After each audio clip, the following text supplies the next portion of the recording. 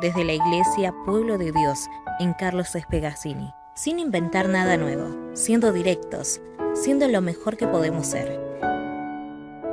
Porque se trata de ser simples, honestos. Te brindamos este espacio, desde el púlpito, porque lo más simple es escuchar, luego sentimos. Este es el espacio directo para un mensaje simple. Porque ya no hay diferencia de nacionalidad, ni de clase social, ni de sexo, porque todos somos uno en Cristo Jesús. Vení a vivir el Evangelio, juntos.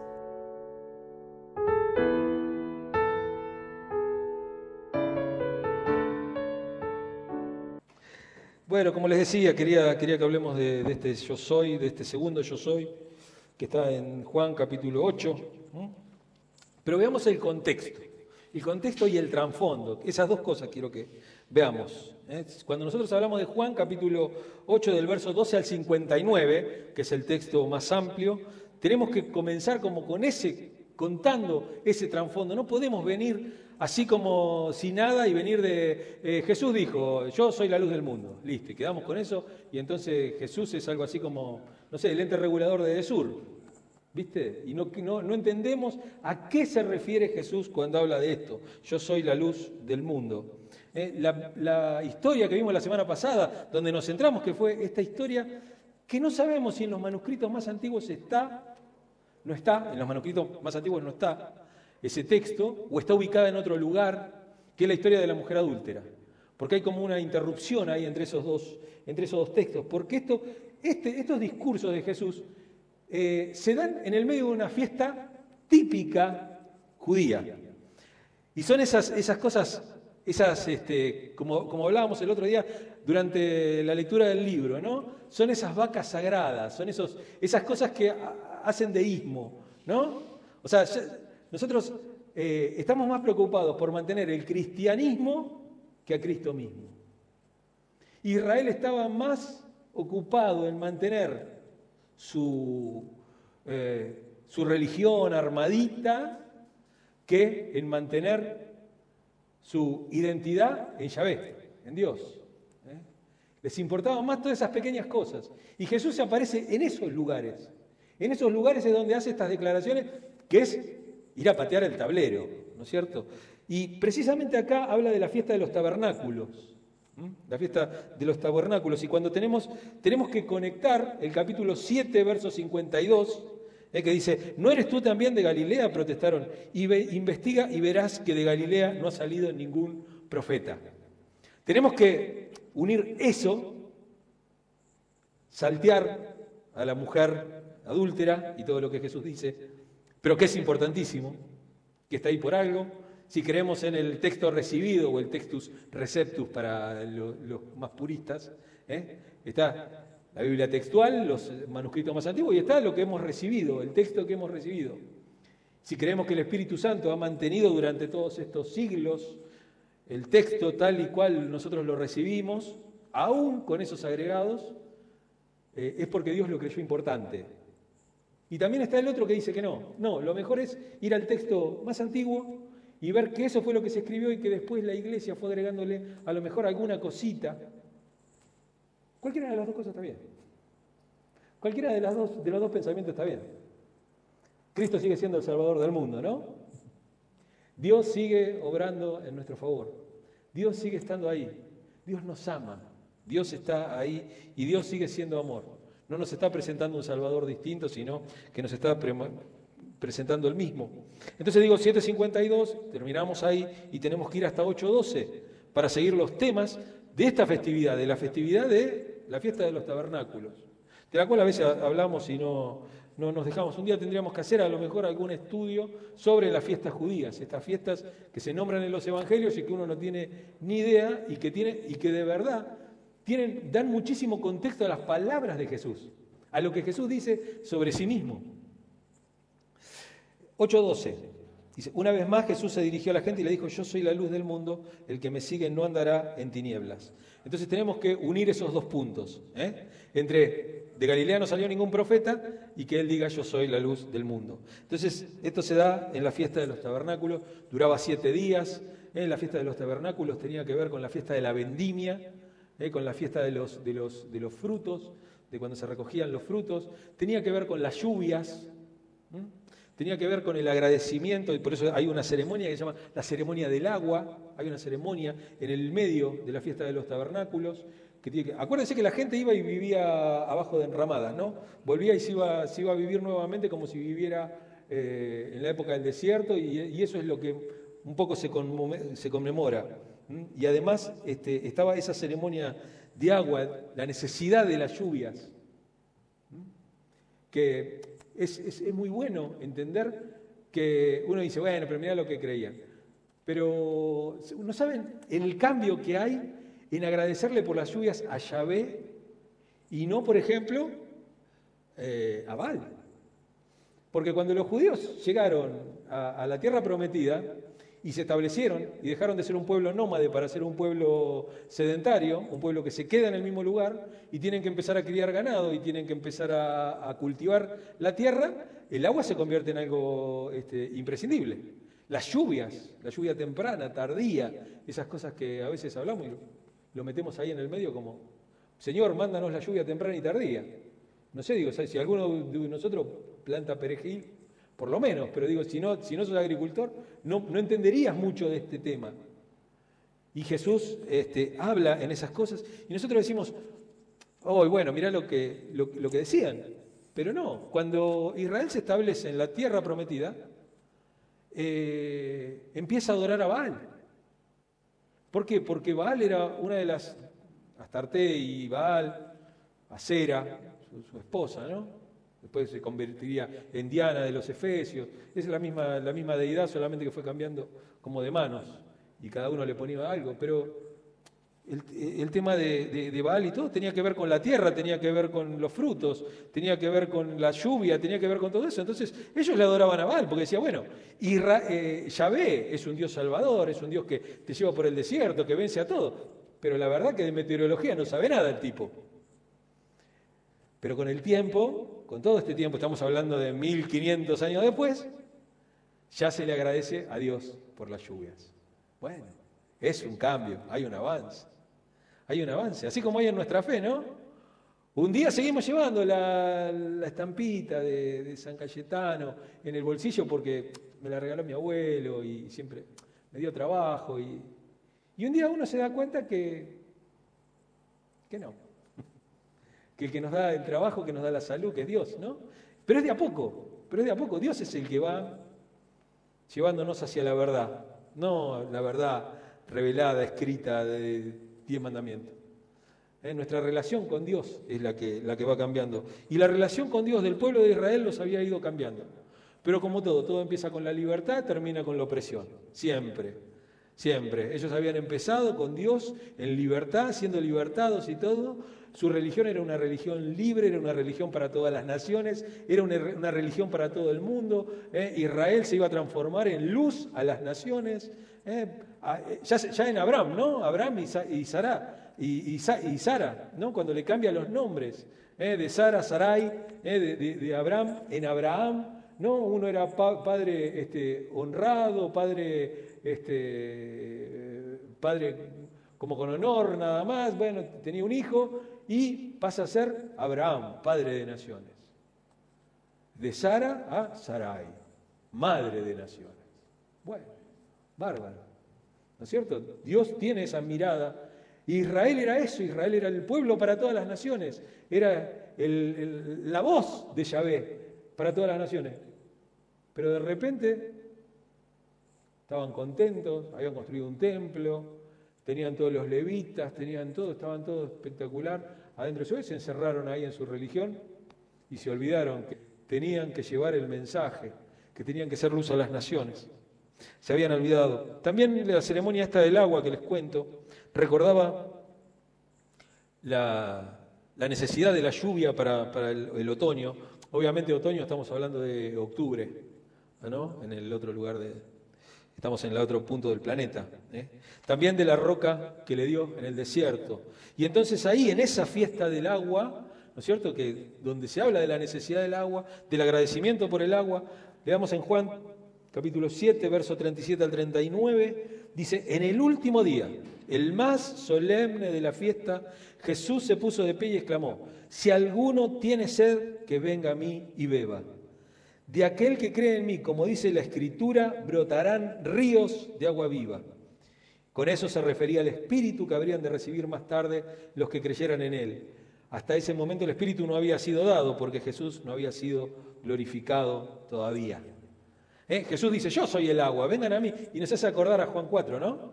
A la mujer samaritana, donde Él le dice, ¿no? Te voy a dar un agua y no vas a tener sed nunca más. Dame siempre de esa agua. Dame siempre, como cuando habla del pan, ¿no? Dame siempre de ese pan. Y esto se da en el medio de preguntas, retruques, porque es una fiesta popular, era una de esas fiestas en donde Israel quedaba vacío y todos estaban en Jerusalén. Todos iban a Jerusalén, todo se peregrinaba a Jerusalén, y ahí estaban los fariseos y ahí estaban los saduceos, se juntaban todos, estaba todo el zoológico evangélico a pleno, ahí, ¿no? Estaban todos, los que nunca se juntaban estaban todos ahí, y ahí empezaban las peleas, empezaban las luchas y las incomodidades, ¿no? Desde el inicio empiezan estas cosas, estos problemas con Jesús, también en la mitad, hasta el último y gran día de la celebración donde Jesús dice esto. Él da ese anuncio que es importantísimo sobre sí mismo. Yo soy el agua, Él es la fuente de agua viva, de un agua viva que es constante, que no hay que esperar un tiempo de lluvias. Él no es la lluvia temprana y tardía, Él es una fuente de agua viva, es una fuente de agua viva. Vos abrís la canilla y el agua está. Es eso, abrís la canilla y el agua está. El agua está corriendo constantemente y nunca se acaba. Y jamás se acaba. No tienen que esperar lluvias ni nada. Y después, en la misma fiesta, estaba la ceremonia de la luz, que era la otra ceremonia también. ¿Por qué? Porque junto con la vendimia, con el agradecimiento con el agua, se hacían las cosechas de aceitunas. Ahora el aceite de oliva vale un pedazo de guita. Pero en ese momento el aceite de oliva era lo mejor. ¿Por qué? Porque servía para el alumbrado público, servía para prender las lámparas, servía para ungir las heridas, servía también para freír, para agregarle a las cosas. ¿No? Ustedes saben que, bueno, por ejemplo en España, ¿no? Los churros se fríen en aceite de oliva. ¿Por qué? Porque no se quema. No se quema, se puede mantener la temperatura mucho tiempo y no se quema. ¿Cierto? El aceite de oliva, el tema de cultivar una buena cosecha de olivas, lo que hacía era, tenemos un buen año. ¿Por qué? Porque tenemos para las lámparas, tenemos para las heridas, tenemos para cocinar, tenemos para un montón de cosas. Para un montón de cosas se usaba el aceite, ¿no? Y en el atrio de las mujeres, vieron que estaba separado el templo, estaba separado en varios, el atrio de las mujeres y de los extranjeros estaba junto, así era como eran tenidas en cuenta las mujeres en ese tiempo, ¿no? Junto con los extranjeros. Y después estaban los judíos, podían entrar en otro atrio, donde no se contaminaban, ni con mujeres, ni con los extranjeros. Y me gusta porque el autor de Hebreos dice que Cristo vino a derribar ese muro que nos separaba. Ya no hay judío ni griego, ni hombre ni mujer, ni pobre ni rico, ni esclavo ni libre. Todos somos uno en Cristo Jesús. Él vino a derribar ese muro que nos separaba como sociedad, como pueblo, como iglesia también, ¿no es cierto? Y había en el atrio de las mujeres, había 16, había cuatro mesas con 4 tinajas de oro. No sé cuánto durarían acá, por ejemplo, pero había 4 tinajas de oro en cada mesa, había 16 tinajas de aceite, ¿no es cierto? Y de ahí se tomaba y se prendían con los vestidos de los sacerdotes, con la ropa interior, dice, pero no es la ropa, no son los calzoncillos, es la ropa interior, sí, la camisola que va abajo, ¿no? Eso es, la camisola esa de lino que tenían abajo, ahí abajo está Con eso se cortaban tiras, se mojaban en el aceite y se prendían en distintos. Se prendía la menorá, ¿saben lo que es la menorá? El candelabro ese judío, de 7 luces, se iba prendiendo. Entonces pasaba algo, ¿no? Porque era un símbolo eso. Era la creación de Dios. ¿Qué es lo primero que crea? La luz. La luz, en el medio de las tinieblas, aparece la luz. Y hablaba un poco de eso, la ceremonia de la luz. Y también la luz en el desierto. Porque no se olviden que Dios en el desierto... No sé quién fue alguna vez a un lugar medio del campo, desierto. La cantidad de estrellas que se ven, pero la oscuridad que hay es tremenda. No se ve nada. Imagínense eso en el medio del desierto. Y habla un poco esta fiesta de la luz también de la columna de fuego que alumbraba a los israelitas en su cruce por el desierto. Y también tenía que ver con ese legado que había dejado Dios para los judíos, que era ser luz a las naciones. Era algo profético y escatológico. Porque en algún momento, miren Zacarías, capítulo 14, verso 7. Y esto es profético y escatológico. Las dos cosas. Tiene que ver con la profecía y tiene que ver con los tiempos finales. Dice, será un día excepcional que solo el Señor conoce. No tendrá día ni noche, pues cuando llegue la noche seguirá alumbrando la luz. Con estas cosas que se hacían en la fiesta de la luz, Jesús aparece ahí en el 8:12 y dice, yo soy la luz del mundo. Ahí, en el medio de la fiesta de la vendimia, de la cosecha de la fruta, ahí septiembre, octubre, habla ahí Jesús. Y cuenta la historia que cuando, acuérdense, un templo enorme, el templo que había hecho Herodes, o sea, el templo lo había construido Zorobabel, pero después Herodes lo arregló, le puso de todo, le hizo la explanada y todo. Y imagínense esa oscuridad que hay en la noche. No había alumbrado público, no es que había alumbrado público ahí. Las casas se alumbraban y hasta cierta hora, después de cierta hora había que cuidar el aceite, uno no podía andar haciendo derroche como hace 200 años con el tema de las velas, ¿no? Las velas se apagaban, se prendía una, se apagaba la otra. Hoy no, nosotros entramos a casa, prendemos todas las luces, damos por hecho que hay luz. Pero yo quiero llevarlos allá, a donde no hay luz, para que ustedes vean toda la oscuridad. Imagínense el monte de Sión, porque acuérdense que el templo está construido en un monte, y todo lo que lo rodea es valle, todo lo que lo rodea son tierras bajas. Entonces, en ese lugar había 16 tinajas con aceite de oliva. Todos los sacerdotes, eran un montón los sacerdotes, no era que eran 3 sacerdotes, eran un montón de sacerdotes. Cortaban tiras de sus vestidos y empezaban a prender luces y se prendía todo. Y el templo tenía como una tierra como caliza, media amarillenta pero muy clarita. Imagínense todo eso iluminado en un monte. Lo que debería ser eso, ¿no? Lo que debería ser verlo. Y dice que en ese momento que estaba todo iluminado, no cesaba la música, no cesaban los cantos de los levitas, no cesaban los bailes adentro del templo. La gente danzaba, la gente cantaba, la gente alababa a Dios. Bueno, todo eso debe haber sido tremendo. Hoy, qué sé yo, decimos, bueno, un recital de, no sé quién, de YouTube. ¿No es cierto? Uno ve que yo, qué gran recital. Le digo por fanáticos de YouTube. Pero, digo, ¿no? Un recital enorme, uno ve y se ve desde lejos las luces, ve algo todo totalmente increíble. Imagínense lo que habrá sido para esas personas ver eso. Y en ese momento, donde todas las luces están prendidas, en el medio de los gritos, en el medio de toda la locura, la iglesia repentecostal era eso, no sabés lo que era. Era todos danzando, todos bailando, una cosa, una locura, ¿no? Ahí, en ese medio de algarabía, en ese medio de gozo y todo, Jesús se agarra y se para, y dice, yo soy la luz del mundo. Yo soy la luz del mundo. Y con eso está diciendo estas cosas.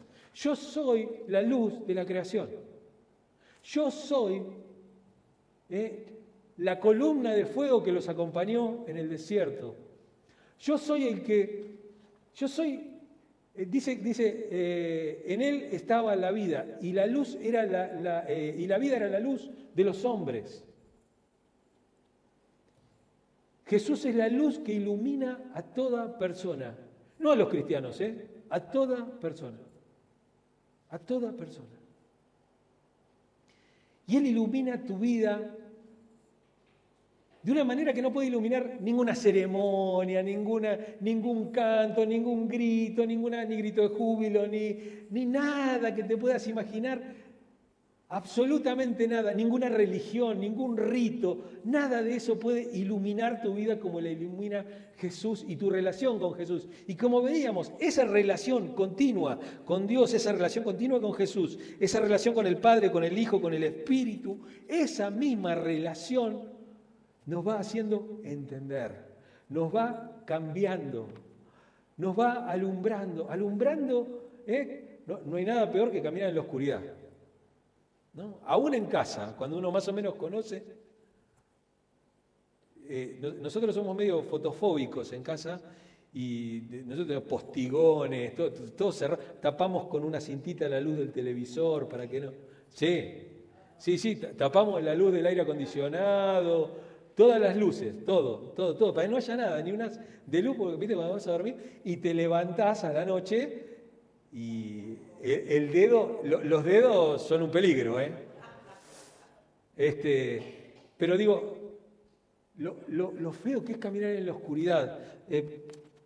Creo que ustedes, no me acuerdo si me dijeron que lo habían leído o yo no recuerdo mal, pero el Salmo 91. Salmo 91.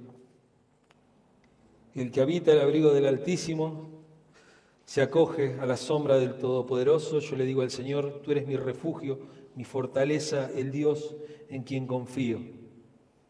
Solo Él puede librarte de las trampas del cazador, de las mortíferas plagas, pues te cubrirá con sus plumas. La imagen de este texto es la gallina con los polluelos. En el idioma original es la gallina con los polluelos. Es la misma imagen. Bajo sus alas hallarás refugio. Su verdad será su escudo y tu baluarte. No temerás el terror de la noche, ni la flecha que vuela de día, ni la peste que acecha en las sombras, ni la plaga que destruye a mediodía. Podrán caer 1000 a tu izquierda y 10.000 a tu derecha, pero a ti no te afectará. No tendrás que abrir bien los ojos para ver los impíos recibir su merecido. Ya que has puesto al Señor por tu refugio, al Altísimo por tu protección, ningún mal habrá de sobrevenirte. Y dice el versículo 15, dice, Él me invocará, yo le responderé, estaré a Él en los momentos de angustia, lo libraré y lo llenaré, lo colmaré con muchos años de vida y lo haré gozar de mi salvación. Dios ilumina nuestro camino, Dios ilumina nuestro andar, Dios cuida nuestro andar. Como decía, no hay nada peor que caminar en tinieblas. Y Él dice eso, Él dice esto, ¿no? Yo soy la luz del mundo. El que crea en mí no andará en tinieblas. No va a estar en tinieblas. Él dice, y como para ir terminando, digo, cuando él dice esto, los fariseos vienen y lo acusan directamente y le dicen, vos das testimonio de vos mismo. ¿Quién sos vos? Pero miren esto, veamos esto. Capítulo Juan 5:33. Primer testimonio. Eran 2 o 3 testimonios válidos, como veíamos el otro día en la mujer apedreada. Por eso digo que tiene que ver, ese texto está ahí por algo, alguien lo puso. Juan el Bautista dice, ustedes se enviaron a preguntarle a Juan y él dio un testimonio válido. Juan el Bautista fue testigo de Jesús, de que Jesús era la luz. Cuando le fueron a preguntar, ¿vos sos? No, yo no soy. Yo no soy. Es uno que viene atrás de mí, que yo no soy digno ni siquiera de limpiarle los zapatos. Otra cosa que daba testimonio, lo segundo, Juan 5:36, los milagros de Jesús daban testimonio de Él. Hoy que hablan tanto, ¿no? Porque bueno, pero lo que pasa es que si vos tenés la unción, tenés que mostrarlo por medio del milagro. ¿Cuál es el milagro? Y alargamos las piernas. Dale, ¿en serio? Dale. Anda al hospital a hacer milagro. El testimonio con que yo cuento tiene más peso que el de Juan, porque esa misma tarea que el Padre me ha encomendado, que lleve a cabo y que estoy haciendo, es la que testifica que el Padre me ha enviado. Los milagros que Jesús hacía, eso daba testimonio de él. Lo tercero, Juan 5, 37 y 38. El Padre daba testimonio. El Padre mismo que me envió ha testificado en mi favor. Ustedes nunca han oído su voz ni visto su figura, ni vive su palabra en ustedes, porque no creen en aquel a quien Él envió. ¿Recuerdan ustedes cuando estaba Juan el Bautista, lo bautizaba? Se escuchó, dice, una voz del cielo que dijo, este es mi Hijo amado en quien tengo complacencia. Y después en la transfiguración del monte también, este es mi Hijo amado, nuevamente. El testimonio del Padre. Y es ese testimonio, esas palabras que el mundo no escucha y que cada uno de nosotros por medio del Espíritu Santo escucha. Porque esa luz que nos ilumina es la que nos hace entender, señalar, ese es el Cristo. Ese es el Cordero de Dios que quita el pecado del mundo. Y lo último, las Escrituras. Juan 5:39. Jesús dice, ustedes estudian con diligencia las Escrituras porque piensan que en ellas hallan la vida eterna. Y son ellas las que dan testimonio de mí. O sea, mire, fíjense, ahí nomás Jesús les chantó 4 testimonios. A ellos que decían, vos das testimonio de vos mismo. Vos estás diciendo que vos sos, pero nosotros no te creemos. Juan lo dijo, mis milagros lo dicen, mi Padre lo dice. La palabra lo dice. Con los fariseos repite lo del Padre, ¿no? Él dice, mi Padre da testimonio de él. Y tenemos que entender que Jesús es la luz en un mundo de tanta oscuridad. Estamos viviendo tiempos muy feos. Yo los animo a que oremos como nación por la provincia de Jujuy.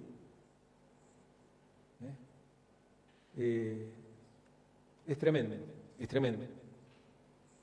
Y lamentablemente, como sociedad nos estamos olvidando. Y son collas, ¿viste? Son más parecidos, que vayan a pelear los bolivianos por ello. Son más parecidos. No es Santiago Maldonado que tenía más onda, ¿no es cierto? Porque por uno solo, Santiago Maldonado, salieron todos a la calle. Pero mientras tanto, en el norte, no son tan parecidos a nosotros. Entonces, nos parece que... Pero eso es oscuridad, eso es oscuridad. No poder ver. Y Cristo nos tiene que movilizar a eso. Y la guerra de Ucrania está tan lejos, pero los chicos de la guerra, las viudas de la guerra, los civiles muertos, porque el soldado, qué sé yo, sabe que es 50 y 50, confía también en sus tácticas, en el poderío de su ejército. Pero los civiles que están en el bombardeo, que mueren en el fuego cruzado, digo, ¿no? Pero a nosotros no nos toca, entonces como que no nos olvidamos. Jesús es la luz del mundo, es la luz del mundo. Por eso digo, las obras que hoy sigue realizando tienen que ver con esa luz. Cuando Dios hoy sigue obrando. Miren, como humanidad ya tendríamos que haber estado hace rato. Con las macanas que nos mandamos, ya no tendríamos que existir hace rato.